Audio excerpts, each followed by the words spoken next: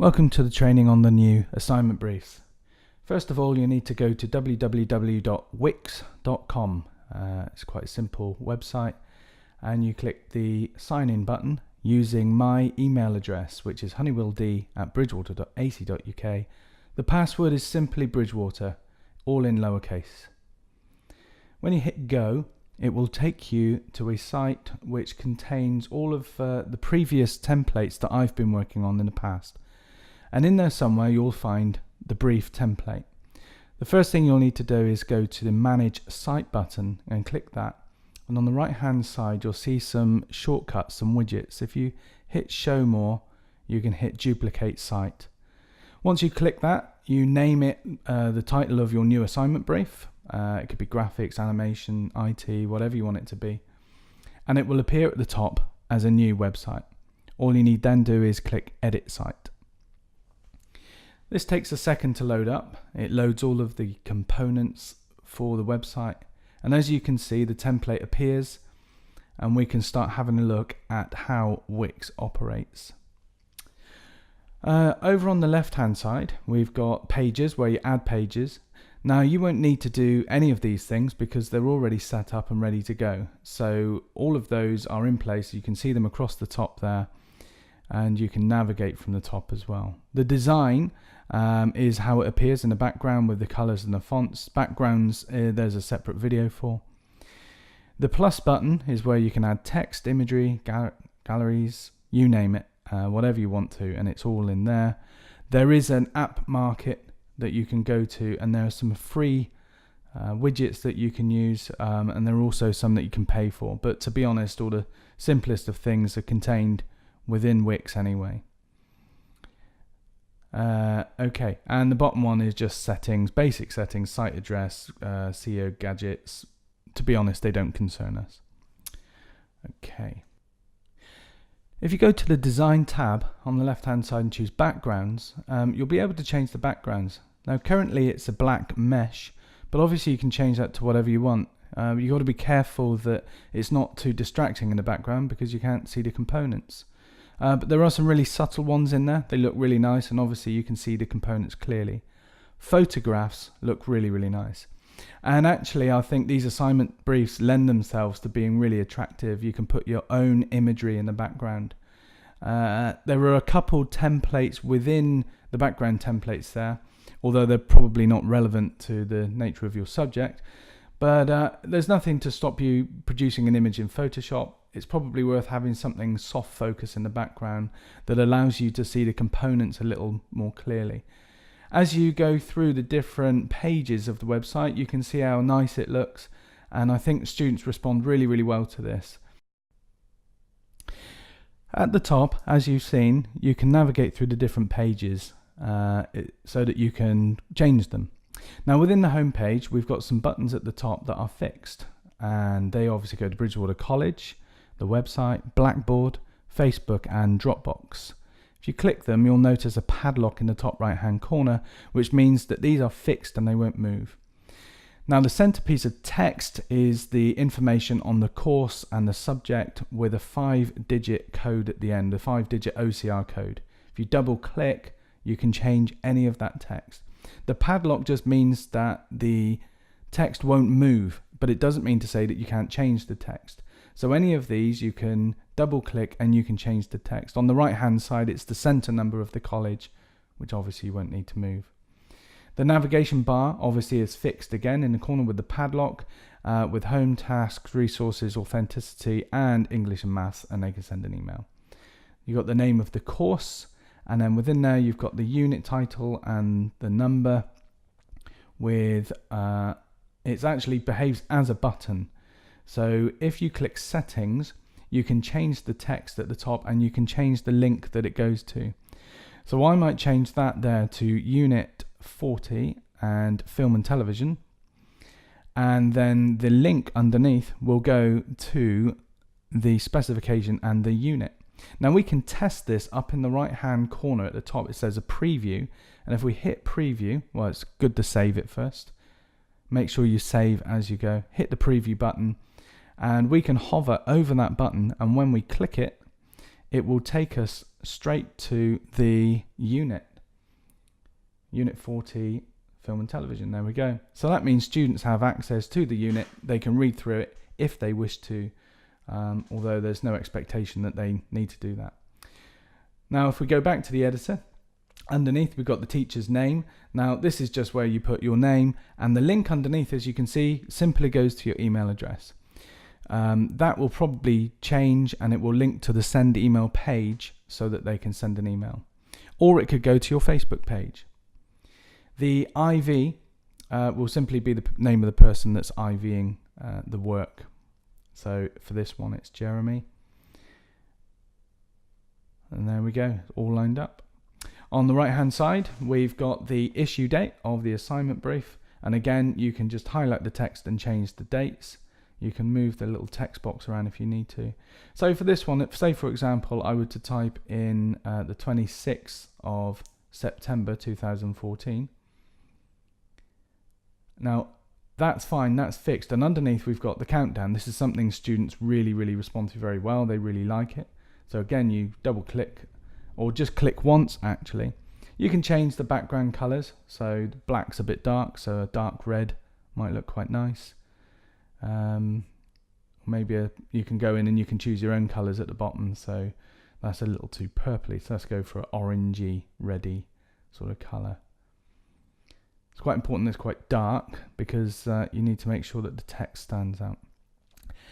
And then at the bottom, there is a settings button. So you click settings, and like where you would book flights on a website, you can simply go in and just change the date. So it now matches the submission date at the top, and it instantly count down the days to the assignment brief.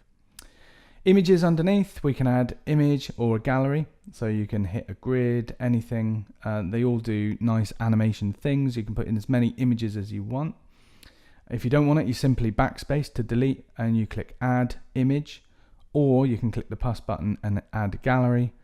Any of those bring in a new template where you can replace the images, and you can resize things as and when you need to. Obviously you don't want berries and lakes unless you're working at Cannington, I imagine.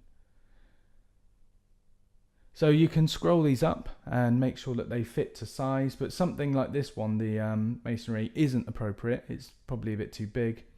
So I'm going to get rid of that one.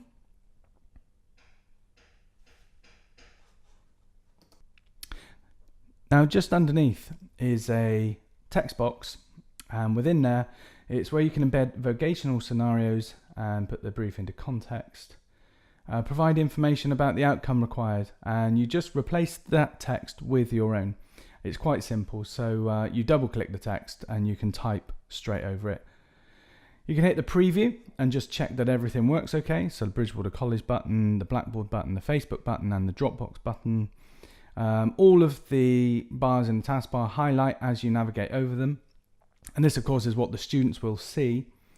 You can click any of the buttons to test them, making sure that they link to the right places. So that one there goes straight to my email. And yeah, you can just scroll up and down, and generally speaking, imagine yourself as a student navigating through. How would it appear to them?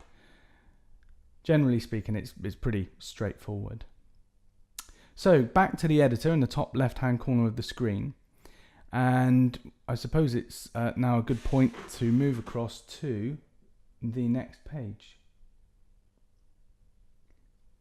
So this is where they have the list of tasks, and this is something that the students will be more interested in. They want to know what it is they've got to do.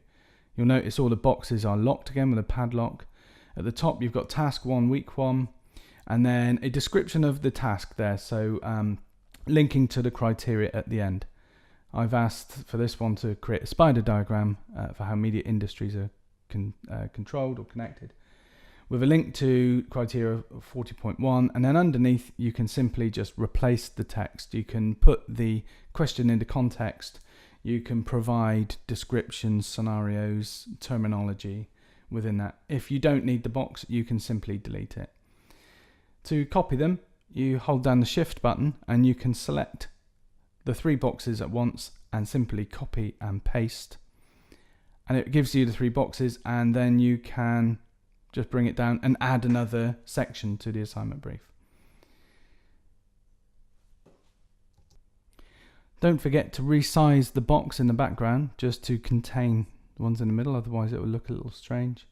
But then it's just a question of simply saving and making sure that you change the content within each task. We'll move on to resources. In here, there's a direct link to Dropbox, and if you click the button, you can connect your account to a Dropbox account if you have one.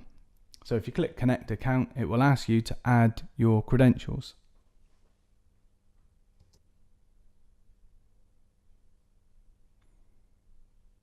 So I'm going to link mine to my Dropbox account, and you hit sign in, and it will say Wix wants permission to use your Dropbox account. That's great. It will only use the one folder that's within your Dropbox account. So you click allow, and then it links directly to your Dropbox account. As you can see on the top right hand corner, Dropbox has recognized that a new folder has been added. That's great. I can change the colors. So rather than this weird pink, I'm going to take off the show title, and I'll take off the shadow. And then I'll go back into colors, and I'll do a pale blue, I think, just to keep it in with everything else. So text is fine. Background, you could bright yellow, a little bit weird, wouldn't it? So yeah, pale blue, perfect. And then we click OK.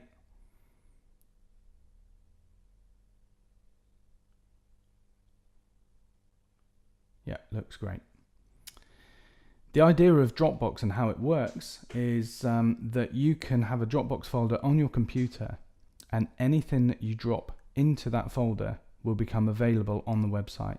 So you go to the apps folder, Wix website, and then there's a Dropbox folder there.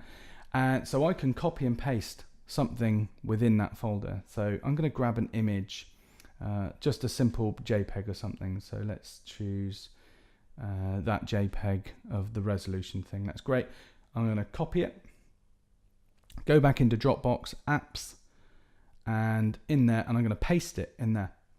So I've simply on my computer stuck an image in a folder. Simple as that. Now if I go back to the Wix website and refresh the page and reload the page, it'll take a second to reload, but that image becomes available. Now the students won't need to reload the page, it will just be available instantly for them, and it's a really nice way for them to be able to access resources kind of on the fly really. So you'll notice when this loads up now that the image is available simply because I stuck it in the Dropbox folder. So the potential for it is really, really good. And if you haven't got a Dropbox folder, it's highly recommended. It's free. And one of the nicest things about it is that you can use it outside of college. It's secure, and it's really good to be able to share documentation with students and staff and all sorts. Okay, so we've saved the work. Now the next few are pretty straightforward. The authenticity one, you don't need to change at all, or you might want to. And the English and maths one are just a series of questions that how are you meeting the requirements of English and maths. This one here, for example, on how are you ensuring that their reading skills are being met. So you could put something quite simple in here that assignment briefs, they would have to read the assignment brief information. They would need to write proposals for this assignment, for example, so they would need to read the information on what to do. Reading information for research as well, from resources, different sources of information. One other thing I think that's quite a nice one to put is gathering relevant information. I think if they're researching, they need to ensure that the relevance is appropriate, and so that would ensure that their reading skills are being kept up to date. So just have a look at that one. That's obviously something that we need to embed into our assignment briefs this year. If you're stuck with anything, obviously speak to an AP or speak to some colleagues, and they might be able to provide some information to help you out on how to fill out those boxes. The very last one is simply sending an email.